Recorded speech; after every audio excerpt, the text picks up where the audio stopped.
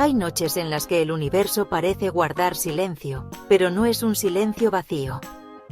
Es un lienzo oscuro donde resuenan ecos de tiempos inmemoriales. Nosotros, pequeños observadores, alzamos nuestros oídos tecnológicos hacia esa inmensidad. Buscamos un susurro que nos diga que no estamos solos. Y a veces, el cosmos responde. No con una voz clara, sino con un murmullo viajando miles de millones de años. Esta historia comienza en una de esas noches, en el Observatorio Intergaláctico de Atacama. De repente, una anomalía rompió la monotonía, una fluctuación en el espectro de radiofrecuencias. Era diferente. Tenía estructura, una cadencia matemática, una pulsación regular, precisa, como el latido de un corazón gigantesco. Aris sintió el escalofrío de lo desconocido. La noche acababa de empezar a hablar. El origen de la señal era un enigma. Los sistemas del observatorio la ubicaron a 2000 millones de años luz, en una región de aparente vacío.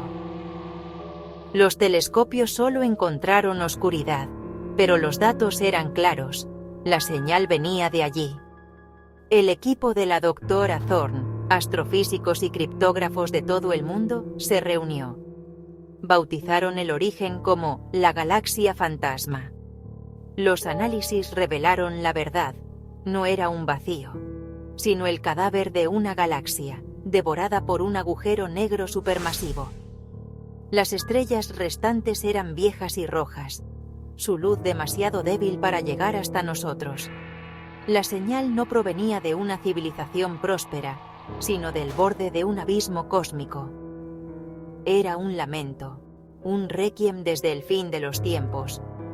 ¿Por qué enviar una señal desde una galaxia moribunda? El equipo trabajaba con fervor y reverencia. Cada dato era un paso más cerca de entender a los autores de ese eco fantasmal. Estaban escuchando una voz que habló eones antes de que la humanidad existiera. Era arqueología cósmica.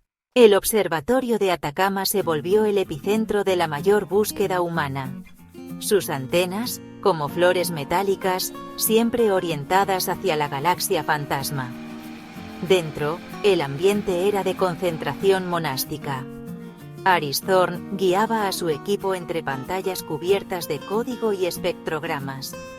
Superordenadores cuánticos buscaban patrones ocultos. Algoritmos de IA intentaban reconocer estructuras no humanas. La señal era compleja, una superposición de ondas con estructura matemática elegante. Era como traducir un idioma sin diccionario ni contexto.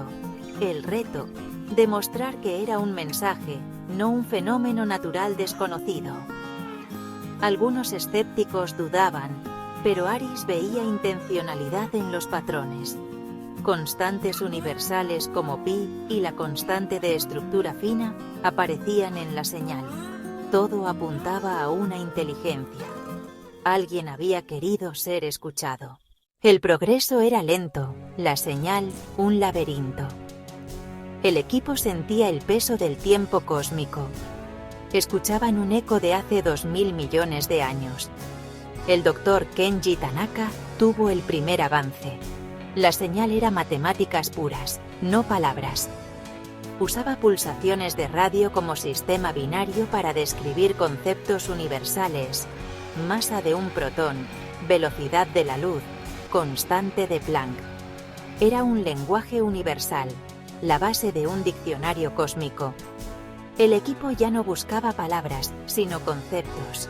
La señal describía física básica, luego química, hidrógeno, helio, carbono, oxígeno, los componentes de la vida. El mensaje se volvía más íntimo. Cada concepto descifrado era una conexión a través del abismo del tiempo. Se comunicaban de forma extraña y diferida con una civilización perdida. Era una botella lanzada al océano cósmico. Al entender la gramática matemática, la traducción se aceleró. Después de física y química, la señal describía biología. Una molécula autorreplicante, evolución, complejidad. No mostraban imágenes, solo principios abstractos. Querían compartir la esencia de la vida y la conciencia. El equipo se sentía como estudiantes ante un maestro antiguo. Siguieron sociología, comportamiento en grupos, aparición de la conciencia. No usaron palabras como alma, sino ecuaciones de retroalimentación y complejidad. La autoconciencia era una propiedad emergente, no un milagro. El mensaje era un espejo. Veíamos nuestra propia evolución y búsqueda de conocimiento. La soledad de la humanidad se sentía menos absoluta. El clímax llegó en una madrugada fría. El doctor Tanaka llamó a Aris. La secuencia de datos había llegado a su fin. Tras ciencia y conciencia, venía algo más. Una historia. Describían su sistema estelar, un sol moribundo, su mundo natal consumido por la estrella. Relataban su éxodo, no físico, sino de conciencia. Ante el fin inevitable, dedicaron sus últimos recursos a un gran proyecto, el transmisor. Un dispositivo colosal, alimentado por su estrella, para enviar un mensaje único al cosmos. Su ciencia, su historia, su esencia. No era un grito de ayuda, sino un legado. Querían que su conocimiento sobreviviera. El mensaje terminaba con un mapa estelar, Orión, claramente marcada. El equipo la reconoció, nuestra Orión. La señal no fue al azar. Estaba dirigida a nuestro rincón de la Vía Láctea. Hace 2000 millones de años, vieron potencial en nuestro sistema solar. Nos enviaron su legado. Un testamento a la esperanza. El silencio en la sala era absoluto. El mensaje era un regalo. Una civilización apostó por nosotros antes de que existiéramos.